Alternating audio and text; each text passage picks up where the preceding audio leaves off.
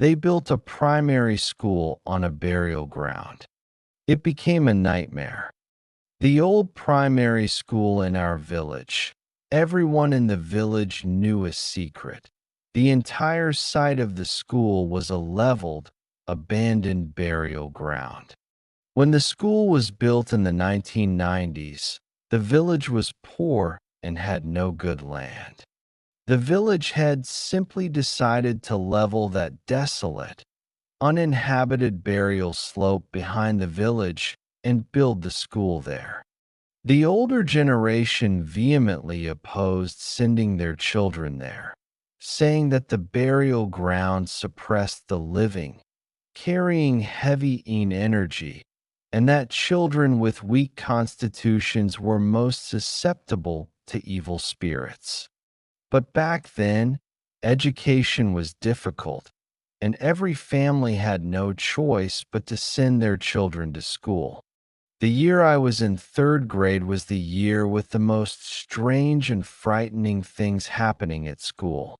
The school wasn't big, just 2 rows of low, flat buildings.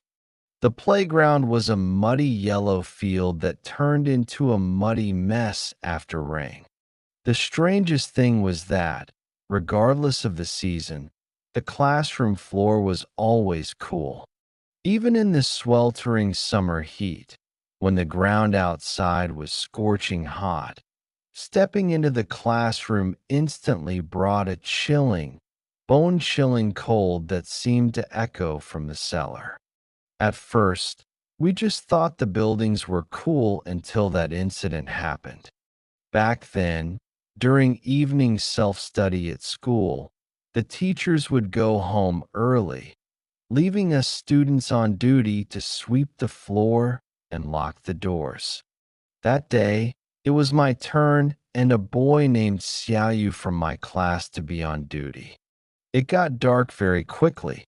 In winter, it gets dark early, and before 6 o'clock, the whole campus was pitch black. The mountain wind blew through the classroom windows, making a hissing sound, like someone was crying. As we were sweeping, we heard the sound of digging and shoveling dirt coming from under the playground. The sounds were muffled, like they were coming from deep underground, and we could hear them clearly. Xiaoyu was so scared that she dropped her broom. "Did you hear that?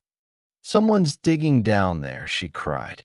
Rural kids have all heard the rumors that there are old graves, coffins, and piles of bones under the school. My scalp tingled.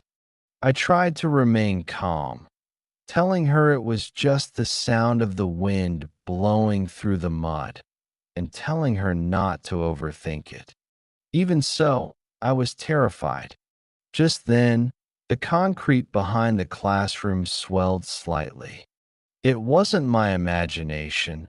The entire surface rose slightly and then slowly slumped back down, as if something was pushing the soil up from underground. Then a thin, long crack appeared in the ground, dark and deep, leading straight to the ground. A tiny bit of grayish-white light shone through the crack. We were so scared we didn't dare move, staring intently. Looking at the crack in the ground, a hand emerged, a withered, yellowish hand with long, thin nails, a child's hand. It slowly peeked out, its fingers slightly spread, as if grasping at trash or perhaps our feet. Xiaoyu burst into tears and ran towards the door. My legs went weak, and I stared intently at the hand. The little hand scratched at the muddy ground, pulling out a few scraps of tattered paper money. Then, a faint, mournful cry echoed from beneath the school, the lingering ghost buried beneath the ground. I scrambled out of the classroom and ran home with Xiaoyu, refusing to look back. The next day, we told the teacher. Her face, turned deathly pale. She forced herself to remain calm and scolded us for talking nonsense. Dow, he'd gone crazy watching horror movies.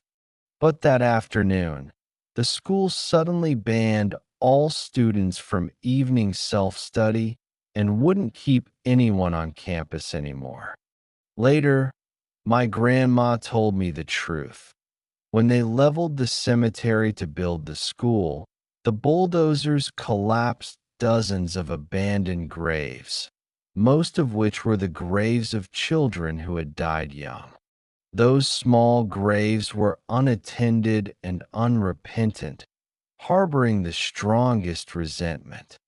Every day, a group of lively children would press down on them, creating a clash between yin and yang, and the little ghosts, unwilling to accept their fate, would haunt the place every night.